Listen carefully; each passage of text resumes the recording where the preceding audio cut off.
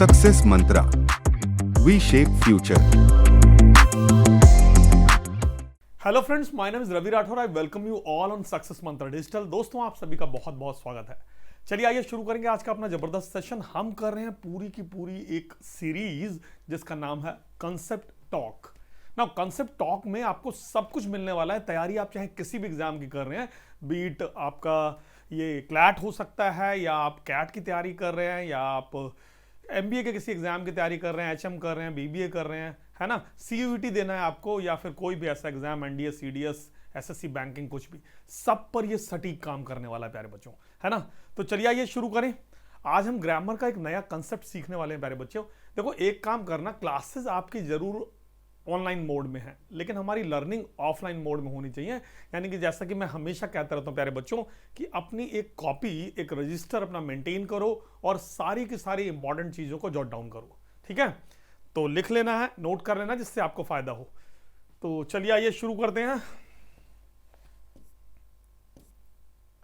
So this is something about myself. My name is Ravi Rathore. I'm a senior faculty of English language. I have done BA, B.Ed, MA with this distinction, and I was trainer in IBM Daksh, author and motivator. चलते हैं आगे। अब आपकी screen पर आने वाला एक जबरदस्त क्वेश्चन, जिसको बड़े ही ध्यान से आपको बनाना है। चलिए, ये रहा आपके सामने वो क्वेश्चन। पहले ध्यान से पढ़ना, ठीक है, भागना नहीं है, क्योंकि कई बार बच्चे क्या करते हैं, बहुत देखिए मैंने देखा है बच्चों को दिक्कत पता कहां पर आती है। दिक्कत आती है क्वेश्चन ही ढंग से रीड नहीं करते हैं, है ना। एक प्रोवर्ब है, हरी मेक्स वरी और हेस्ट मेक्स वेस्ट। ठीक है, जो हरी में रहता है तो वरी में रहेगा, यानी चिंता तो उसको होनी है। इसी तरीके से जो जल्दबाजी करेगा वो गलतियां भी करेगा, है ना। सो हेस्ट मेक्स वेस्ट, तो हमें हेस्ट नहीं करना है और वेस्ट नहीं बनना है। तो ध्यान से पहले इसको पढ़ो। एक मिनट प्यारे बच्चों।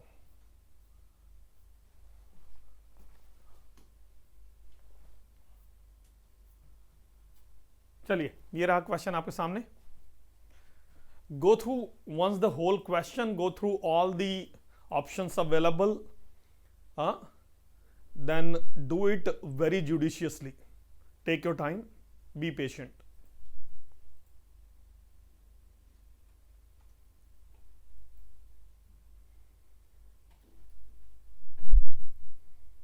मैं आपको पहले बता दूं कि बड़ी ही चालाकी से क्वेश्चन बनाया गया है। ये क्वेश्चन ऑलरेडी एग्जाम में आया हुआ है, ठीक है। इसमें कंसेप्ट, चलिए आप पहले बनाइए आप लोग। So you people have 30 seconds. एक बार गो थ्रू करें क्वेश्चन को और कोशिश करें कि बिल्कुल ठीक आंसर निकालें हम।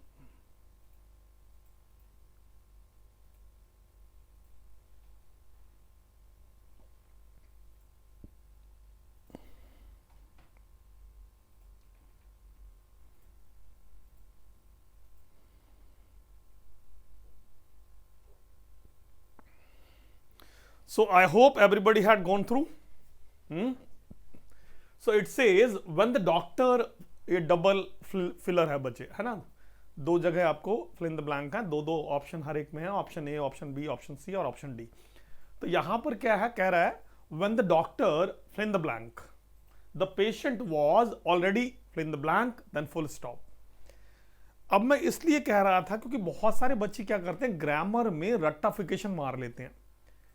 इंग्लिश में मैंने यही दिक्कत आती है कि जब भी इन टर्म्स ऑफ बात होती है ग्रामर की या रीडिंग की, तो हम क्या करते हैं, हम ट्रांसलेट कर लेते हैं। हमारे साथ हमेशा एक हमारी डिक्शनरी होती है कि जहां बोलने में अजीब लग रहा है, एरर वहीं पर है, वहीं पर गड़बड़ है ना। तो वो सारी की सारी चीजें धरी की धरी रह जाती हैं। ऐसा हम एलआर की बात करें, लॉजिकल रीजनिंग की बात करें तो ऐसा नहीं है। ऐसा अगर हम बात करें मैथ्स की, क्वांट की, तो ऐसा नहीं है ना। अब क्या है कि बच्चा यहां पर एक कंसेप्ट, इस कंसेप्ट से बहुत डरता है। यहां पर एक कंसेप्ट वो क्या अपने मन में बिठा लेता है कि ये वही वाला कंसेप्ट है जहां एक तरफ पास्ट इंडेफिनिट लगता है और एक तरफ पास्ट परफेक्ट लगता है। यस नो, एक बार कमेंट करो, वही है या नहीं है, जहां एक तरफ पास्ट इंडेफिनिट और एक तरफ पास्ट परफेक्ट लगता है। तो सबसे पहले मैं आपको ये बता दूं कि उस कंसेप्ट का इस क्वेश्चन से कुछ भी लेना देना नहीं है, वो अलग कंसेप्ट है। नेक्स्ट वीडियो में करेंगे, बड़े ही मजेदार कंसेप्ट है ना। अब यहां पर कहानी क्या है, देखिए, when the doctor fill in the blank, the patient was already. कभी भी आप क्वेश्चन को बनाओ बच्चे, ठीक है, कम से कम सीखने में जरूर ऐसा करो कि आप सीधे ही ऑप्शंस को ना भरो। आप क्या करो, आप एलिमिनेशन जो होता है, एलिमिनेशन, आप एलिमिनेशन वाला जो मेथड है उसको अपनाओ, है ना। तो अब क्या है, देखो कुछ बच्चे इसको उठाकर ये बना रहे हैं क्योंकि इसमें हेड लगा हुआ है, यानी वही सिंपल पास्ट परफेक्ट वाला वो जो है, जो मन में हमारे दिमाग में रहता है वो उठा रहे हैं। मैं आपको बता दूं प्यारे बच्चे, इस क्वेश्चन में ऐसा कुछ भी लेना देना नहीं है, क्वेश्चन में ऐसा कुछ भी लेना देना नहीं है, ये नहीं आएगा। अब समझते हैं, when the doctor arriving the patient dying, ये भी नहीं है। अब हमें यहां पर देखिए ये क्यों नहीं है, कॉन्टिन्यूस वाली कोई बात है नहीं। दूसरा मैंने आपको बता दिया कि ये वो कंसेप्ट नहीं है जिसमें एक तरफ पास्ट इंडेफिनिट और एक तरफ पास्ट परफेक्ट चलता है, ये वो वाली बात भी नहीं। वो तब होता है जब दो एक्शन एक के बाद एक एक्शन होता है और दोनों बात पास्ट की होती हैं, है ना। एक होता है पास्ट ऑफ पास्ट, एक होता है past to present to past, ठीक है। तो ध्यान देना, when the doctor arrived the patient, अब इनमें से कोई एक आंसर बनना है, या तो बनेगा answer when the doctor arrived the patient was already died, when the doctor arrived the patient was already dead, इनमें से एक बनेगा आंसर। अब इस कंसेप्ट को जरा ध्यान से लिखना है प्यारे बच्चे। देखिए हर सब्जेक्ट के लिए एक वर्ब होती है, ये पहला सब्जेक्ट है आपका, ठीक है, उसके लिए आप ये वर्ब रख लो, मतलब ये इनमें से कोई भी रख लो तो एक ही लिखी हुई है ना। So when the doctor arrived, past indefinite tense बन गया वर्ब की सेकंड फॉर्म से। सारी की सारी जितनी भी अपनी क्लासेस चल रही है प्यारे बच्चों, ध्यान से उनको देखो, उनको लाइक करो, सब्सक्राइब करो, है ना, और शेयर भी करो। अच्छा, व्हेन द डॉक्टर अराइव्ड, जब डॉक्टर पहुंचा, the patient was already died और the patient was already dead, ये हमें देखना है। ध्यान रखना प्यारे बच्चों, ये जो है ना यहां पर, ये एक वर्ब है, ये एक वर्ब है, और ये बी के परिवार की वर्ब है। जो मेरे बेसिक्स के वीडियोस हैं उनमें बड़े अच्छे से मैंने सिखाया सारी चीजें। बी की पूरी एक फैमिली होती है। बी की फैमिली क्या होती है, जरा एक बार कमेंट करें कोई बच्चा, बी की फैमिली क्या होती है प्यारे बच्चे। हाँ, बी की पूरी फैमिली क्या होती है, देखिए बी की पूरी फैमिली कुछ इस तरीके से है। बी की फर्स्ट फॉर्म होती है एज, एम, आर, ये हो गई वर्ब की, इस वर्ब की फर्स्ट फॉर्म। सेकंड फॉर्म हो गई वॉज और वर, लिख लेना प्यारे बच्चों, नोट कर लेना, स्किप मत करना, ये बहुत इंपॉर्टेंट है, टेक्निकलिटी है। थर्ड फॉर्म हो गई आपकी इसकी बीन, और इसकी फोर्थ फॉर्म हो गई बीइंग। हर वर्ब की 4 फॉर्म होती हैं, जैसे गोज वर्ब की फर्स्ट फॉर्म, वेंट वर्ब की सेकंड फॉर्म, गॉन वर्ब की थर्ड फॉर्म और गोइंग वर्ब की फोर्थ फॉर्म। इसी तरीके से हमें ये वर्ब नहीं पढ़ी होती हमने, क्योंकि इनको हमने रट रखा होता है या हमें रटा दिया जाता है कि ये तो हेल्पिंग वर्ब है, हेल्पिंग वर्ब है, हेल्पिंग वर्ब है, ठीक है। ही इज अ स्टूडेंट, इसमें इज हेल्पिंग वर्ब नहीं है, ठीक है, इज वर्ब है। इसके लिए ग्रामर के जो बेसिक्स के वीडियोस हैं वो एक बार देख लो आप मेरे सारे प्यारे बच्चों, फायदा होगा। चलिए आज जरा देखते हैं इसको। जब भी किसी सेंटेंस में बी के परिवार का कोई भी वर्ड, बी के परिवार का कोई भी वर्ड वर्ब हो तो हमेशा वो लिंकिंग वर्ब कहलाती है। ध्यान रखना, लिंकिंग वर्ब कहलाती है। इस कंसेप्ट को डीप समझ लेना। बी के परिवार का कोई भी वर्ड, यानी is, am, are, was, were, been या बीइंग, अगर किसी सेंटेंस में वर्ब है तो वो लिंकिंग वर्ब कहलाती है। और लिंकिंग वर्ब हमेशा, ठीक है, ध्यान रखना, एक होता है लिंकिंग वर्ब, एक होता है आपका मेन वर्ब। मेन वर्ब के बाद आपका ऑब्जेक्ट आता है जो कि नाउन या प्रोनाउन होता है। लिंकिंग वर्ब के बाद कॉम्प्लीमेंट आता है जो कि 3 चीजें होती हैं, या तो एक नाउन, या फिर एक प्रोनाउन, या फिर एक एडजेक्टिव। एक एक्शन वर्ब जिसको आप मेन वर्ब कहते हैं। Kamal writes a letter, Kamal writes a letter. अब लिखने में कोई एक्शन है या नहीं है मेरे बच्चों? Is there any action or not?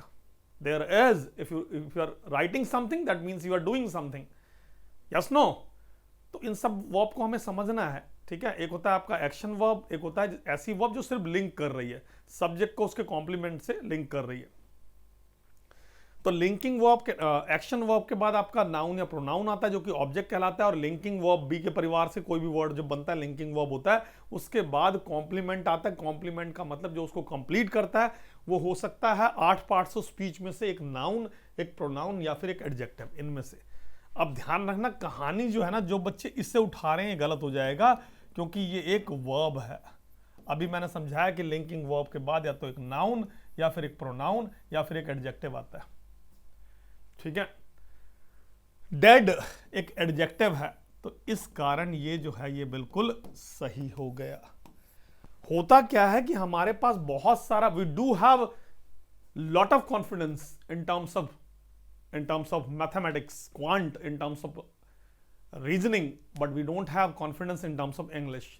वहां पर क्या होता है, हम वहां पर ट्रांसलेशन कर रहे होते हैं, वहां पर हम खुद से गैसेस मार रहे होते हैं, जो कि बहुत गलत होता है। और मैंने पहले ही समझा दिया, ये सारे एग्जाम जो भी हैं, आप क्लैट दे रहे हैं, क्लैट आपको देना है, DU LLB आपको देना है, या एलएड देना है, या कोई भी ऐसा लॉ का एग्जाम देना, जुडिशरी का एग्जाम देना, दोस्तों उसमें जो मेन गेम जो है ना, वो लैंग्वेज का ही है। ठीक है, तो इस तरीके से हमने यहां पर देखा कि भाई कि यहां पर नाउन, प्रोनाउन और एडजेक्टिव, डेड एक एडजेक्टिव है और डाइड एक वर्ब है, डाई डाई डाइड। ठीक है, इसलिए उसने ये ना उठाकर ये उठाया।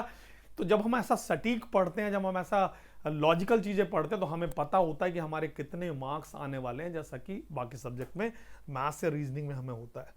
तो दोस्तों, आई होप आपने इस कंसेप्ट को ढंग से लिखा होगा और एंजॉय किया होगा। इन सारे कंसेप्ट को अच्छी तरीके से सीखते जाइए, लिखते जाइए, है ना। और एक अपनी फेयर कॉपी जरूर मेंटेन करिए, एक अपनी फेयर कॉपी जरूर मेंटेन करिए, नहीं तो फिर दिक्कत हो जाएगी। ये सारा का सारा सक्सेस मंत्रा के थ्रू आपको मिलता है प्यारे बच्चों, है ना। तो इसी तरीके से मन लगाकर पढ़ते रहिए, अच्छे से सीखिए। ठीक है, मिलते हैं अगले वीडियो में। Till then, thanks a lot.